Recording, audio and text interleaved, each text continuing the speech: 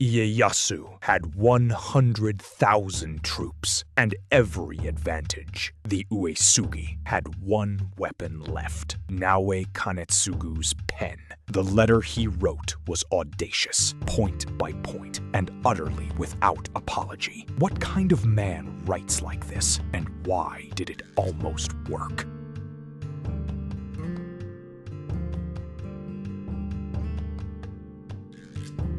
One letter, 3 pages, sent to Japan's most powerful man, not as an apology, but as a challenge. Every general in the country read it in disbelief.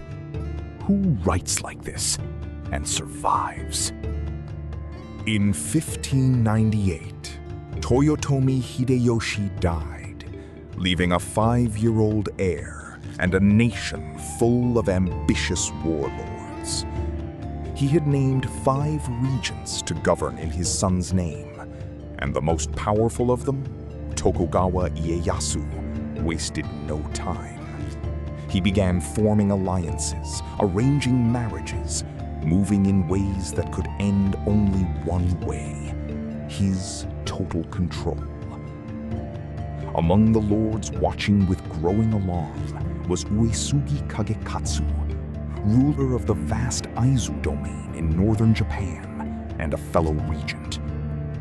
Running Kagekatsu's affairs was a man of unusual brilliance, Naoe Kanetsugu. Kanetsugu was not a warrior in the conventional mold. He was an administrator, a strategist, a man who had helped the Uesugi survive the chaos of the Sengoku period through intelligence and loyalty rather than battlefield glory. He was known across Japan for a single distinctive choice. On his kabuto helmet, he mounted the kanji character for love, I, in gilded script on the front crest. Some saw it as a spiritual statement. Others saw it as provocation. But those who worked alongside him understood it as a philosophy, that governance, loyalty, and even warfare were ultimately human acts and should be treated as such. In 1599 and into 1600, Kagekatsu began fortifying his domain. New roads were built, weapons stockpiled, castle defenses repaired. To Ieyasu, this looked like preparation for rebellion. He sent a formal demand. Kagekatsu must come to Osaka and explain himself. Other lords, summoned in similar ways, had quietly complied. The Uesugi were different. They were proud. The clan had held against Nobunaga at the height of his power and endured Hideyoshi's pressure without surrendering their identity. Compliance to them was not obviously the right move. The question was who would write the response. Ieyasu's letter of accusation listed specific grievances. The Uesugi were buying weapons. They were blocking roads to outside inspectors. They were harboring fugitives.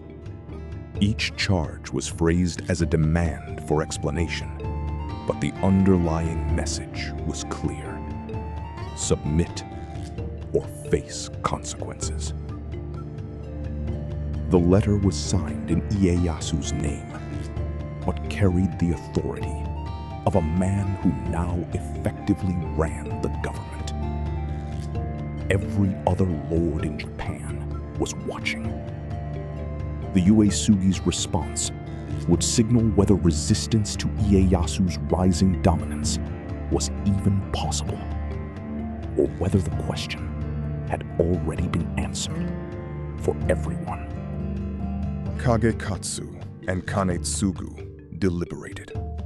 The conservative option was obvious. Apologize. Send a diplomatic reply. Buy time. Many in the Uesugi camp advocated exactly that. But Kanetsugu saw the situation differently. Ieyasu was not asking for explanations. He was testing who would bow first. And once the Uesugi bowed, once they acknowledged his right to summon and interrogate a fellow regent, there would be no recovering that ground. Kanetsugu's argument was not reckless defiance. It was a precise calculation that submission now was simply a slower form of defeat, with all the indignity and none of the honor. So Kanetsugu wrote back, not with apology, not with diplomatic softening. He wrote 3 pages of meticulous, point-by-point rebuttal. Each charge answered with the same formality Ieyasu's letter had used, and then dismantled. The tone was extraordinary. Where Ieyasu had been imperious, Kanetsugu matched him with equal authority. Where the accusations were vague, Kanetsugu demanded specifics. He wrote as a man who did not recognize Ieyasu's right to question him because he genuinely believed he didn't have it. The Naoe letter, as it would come to be known, was among the most audacious documents in Japanese political history. The letter addressed each accusation directly. Weapons? The Uesugi had always maintained their arsenal. There was no law against it. Roads? The Uesugi managed their domain as they saw fit, as every lord was entitled to do. And then Kanetsugu turned the document around. He listed Ieyasu's own violations of Hideyoshi's dying instructions. The unauthorized marriages, the political maneuvering, the alliance building Hideyoshi had explicitly forbidden. If Ieyasu wanted to discuss violations, Kanetsugu had a list. The final lines did not apologize. They told Ieyasu that if he disagreed with the Uesugi's position, he was welcome to settle the matter by force. When Ieyasu read the Naoe letter, he had 2 choices. He could ignore it and be seen as weakened by a subordinate's defiance, or he could go to war and prove that the peace he had been carefully constructing was more fragile than it appeared. He chose war. By the summer of 1600, he had assembled an eastern coalition and begun marching toward Ieyasu with approximately 100,000 troops.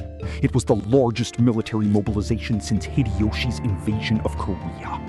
Kanetsugu's letter had done precisely what it set out to do, forced Ieyasu into the open before he was entirely ready. But as Ieyasu's army moved north through the summer of 1600, something shifted behind him. Ishida Mitsunari, the brilliant, polarizing administrator who had feuded with Ieyasu's allies for years, saw his moment. With Ieyasu committed to the north and his forces stretched, the western lords who had chafed under Tokugawa dominance rallied to Mitsunari's banner. A second army was forming, and it was pointing directly at Ieyasu's rear. The general who had marched out to punish a defiant letter now found himself in a war on 2 fronts. Exactly the strategic situation the letter may have been designed to create. Ieyasu stopped his advance and turned around. The campaign against the Uesugi was abandoned, delegated to allied lords who would contain them, while Ieyasu raced west to deal with Mitsunari. On October 21, 1600, at a valley called Sekigahara in central Japan, the 2 largest armies in the country met. The battle lasted less than a day. Mitsunari's western coalition collapsed, when several key lords changed sides mid-battle. By nightfall, Tokugawa Ieyasu was the undisputed master of Japan. And the letter that had forced this confrontation now hung over everyone who had chosen the losing side. While Sekigahara was being decided in the west, the Uesugi had been fighting their own war in the north. Kanetsugu launched an assault on neighboring Yamagata domain, controlled by Mogami Yoshimitsu, a Tokugawa ally.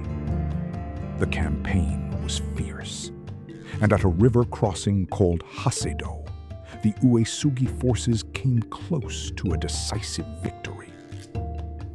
Then news arrived from Sekigahara. The Western cause was destroyed. Kanetsugu had no choice but to order a withdrawal.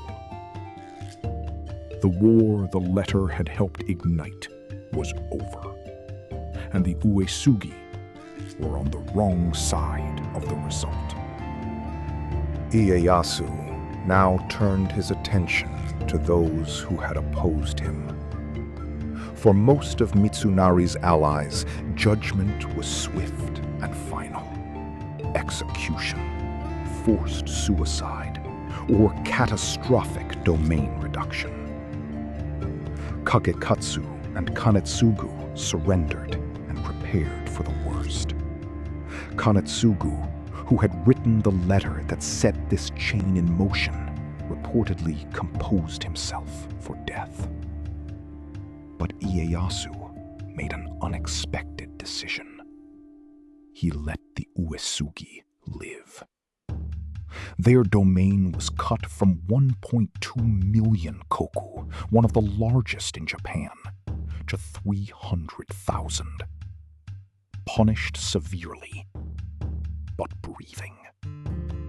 The reasons for Ieyasu's relative mercy are still debated. Some historians argue that besieging Aizu, still formidably defended, would have cost more time and resources than Ieyasu could afford at that moment. Others suggest he respected the Uesugi's dignity, or calculated that making them martyrs would be more dangerous than letting them live reduced.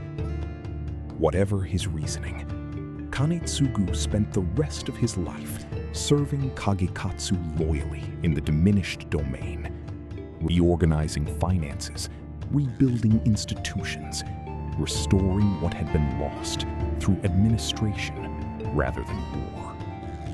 He never apologized for the letter. He never described it as a mistake. The question historians still argue about is whether the Naoe letter was strategy or principle, and whether for Kanetsugu, those two things were even different. One theory holds that he deliberately engineered the confrontation, calculating that Ieyasu would be forced west to deal with Mitsunari before he could fully destroy the Uesugi. Under this reading, the letter was not defiance, but design. A gamble to buy Mitsunari the opening he needed. If so, it almost worked. Mitsunari came breathtakingly close to winning at Sekigahara before key allies switched sides in the final hours. The other reading is simpler and perhaps more human. Kanetsugu wrote what he believed was true, in the way he believed was right. He wore the character for love on his helmet, not as irony, but as a statement about what governance should mean. To him, a letter that accurately described Ieyasu's own violations and refused to acknowledge authority that hadn't been legitimately granted was not provocative. It was honest. In a political culture that ran almost entirely on strategic deception and careful ambiguity. That kind of directness was its own form of defiance, regardless of what Kanetsugu may have calculated it would achieve. Naoe Kanetsugu died in 1619, 19 years after the letter that defined his legacy. He was 59. The Uesugi clan survived into the Edo period under reduced circumstances, but intact. Their domains stabilized, their traditions maintained, their identity preserved. The Naoe letter itself was copied, studied, and discussed for centuries, not primarily because of what it achieved strategically, but because of what it represented. The possibility of facing Japan's most powerful man with a brush in hand and not blinking first. It became a model of a certain kind of samurai courage. Ink, not iron. The Uesugi and the Tokugawa lived side by side in reduced but stable relations for the entire Edo period, over 2.5 centuries. When the Meiji government abolished the domains in 1871, the Uesugi were still there. The clan that refused to bow to Ieyasu had outlasted his shogunate. Naoe Kanetsugu never held supreme power. He never commanded Japan's largest army. But he wrote a document that forced history in a different direction and signed it without hesitation. What he wore on his helmet turned out to be a more accurate description of his weapon than any sword would have been. Next time on Samurai Chronicles, 2 great clans, 5 years of war, and the moment aristocratic Japan ended forever. The Taira fell into the sea, the Minamoto rose, and from the wreckage, the samurai class took permanent command of the nation. The Genpei War, how warriors took power from an empire. If Naoe Kanetsugu's story of principled defiance moved you, subscribe to Samurai Chronicles for new episodes every day. The next episode takes us back 4 centuries earlier to the war that created the samurai class itself. And if you want to go deeper on today's story, the description has the full reference list. We'll see you next time.